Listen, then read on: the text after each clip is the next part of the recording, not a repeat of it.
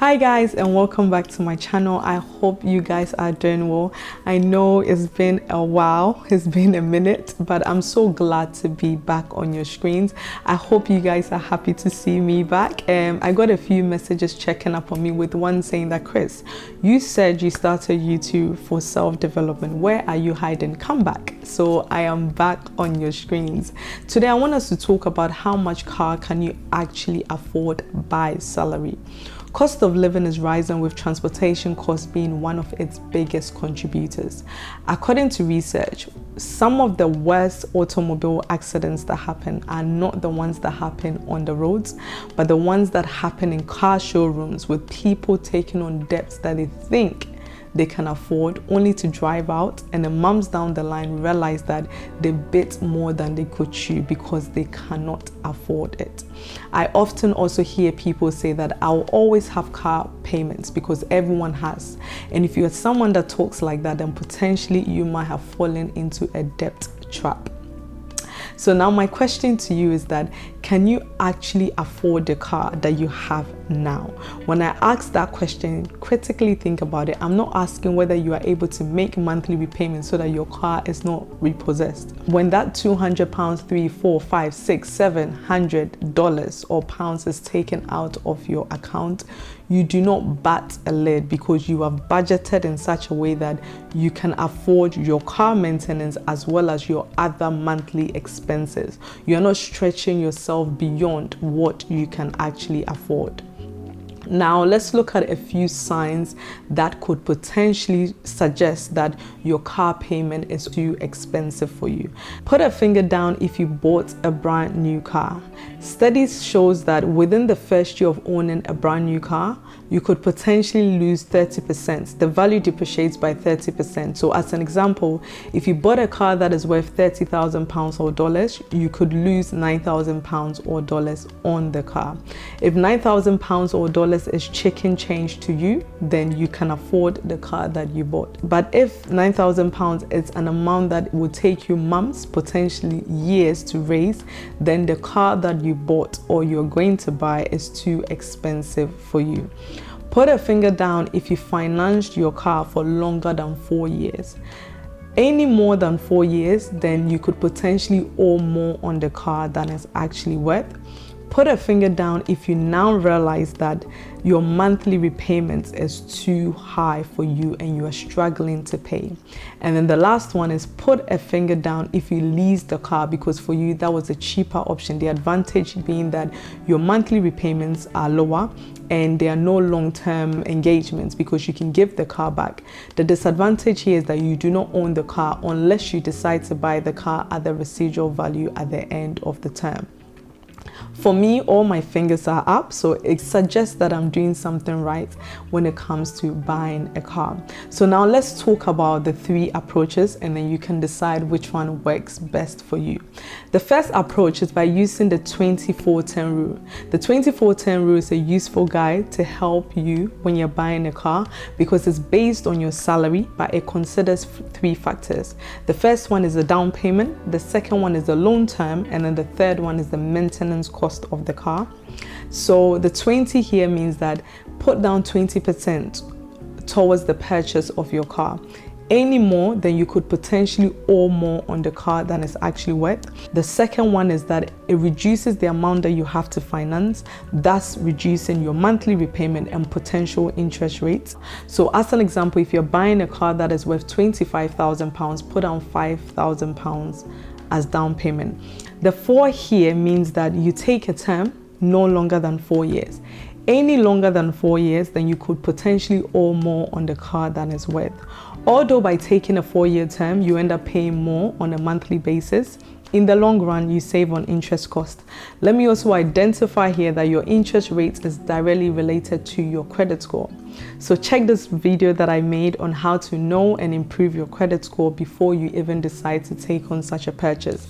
You can also check this website, Check My File. This video is not being sponsored by them, but it's also a website that helps you to understand your credit score and things that you could do to potentially increase your credit score. 10% also means that the maintenance of your car should not amount to more than 10% of your income. So as an example, if you earn £2,500 or dollars, you should not spend more than £250 on maintenance costs for your car. Maintenance is any kind of cost that is towards the car. So whether it be your petrol, your monthly repayment, your taxes, MOT, at this point, for someone looking at these figures, £250 might be too much money because there are other expenses. Monthly expenses cannot accommodate this. And for someone else too, this might be chicken change and they can more than afford it. At the end of the day, the 24/10 rule will not work for everybody because it's based on your salary. But this helps you to gauge where you stand when it comes to car financing. Let's do the math. Let's compare the 24/10 rule against the 5-year term with no down payment. And this is an option that most people like, and for that reason they go for. So with the 24/10 rule, let's assume that you're buying a car that is worth £25,000. So you put down 20% of the car, which is £5,000 as down payment. Your loan amount is £20,000, which is 80% of the car's price. Interest rate, let's assume it stands at 5%. As I record this video, interest rate is currently 5.6%. But I've already highlighted that your interest rate is directly related to your credit score, and in most cases is way higher than 5%, sometimes 8%, sometimes as high as 12%. The term is 4 years, which is 48 months, bringing your monthly payment to approximately £462. Total interest paid would be £1,115 approximately, bringing the total cost of the car to £26,115. Ownership after 4 years. With a 5-year term, your loan amount is £25,000, which is something you're financing the full amount of the car. Interest rate, I've said for ease, is 5%. Your loan term is 5 years, which is 60 months. Your monthly repayment is £474, bringing the total cost or the total interest payment to £2,434, bringing the total cost of the car to £27,434. After which you own the car after 5 years. Now, when you look at the difference to somebody, £1,300 roughly is not a lot of money, and for that reason they might decide to still use the 5-year term. But for somebody else, now looking at this is good enough savings for them to say that I want to now use the 24/10 rule. Let me also highlight that I only used a hypothetical interest rate, which is 5%, and in most cases I've already highlighted that is way higher. So the savings that you could make could also be higher.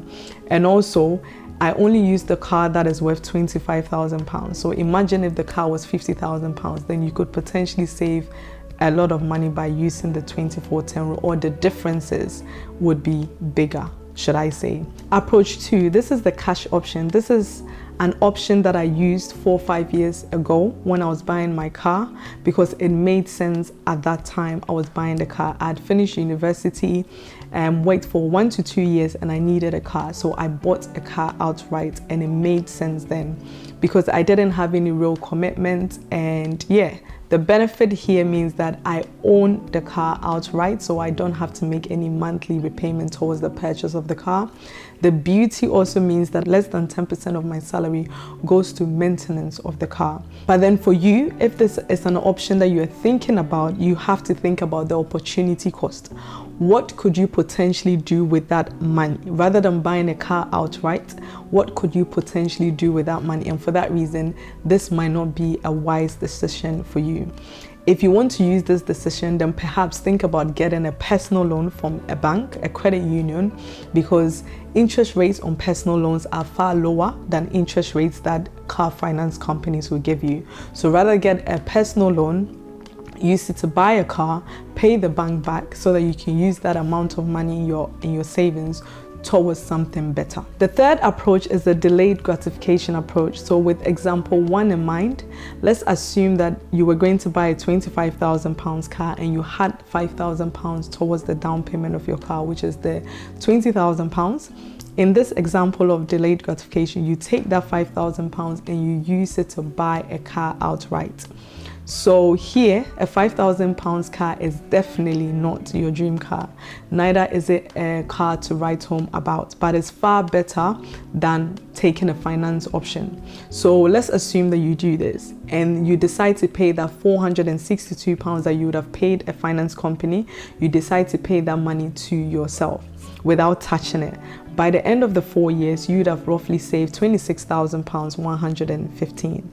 Now you take that £5,000 out of it, you would have saved £21,000, 115. This is savings that you have made that you could potentially not have made if you did not use this approach, and could have taken you years, months to save. So now let me give you my views and my take on all this. Ultimately, the best financing agreements are the ones that meet your financial goals, aligns with your budget while providing with favorable terms and interest rates based on your credit score.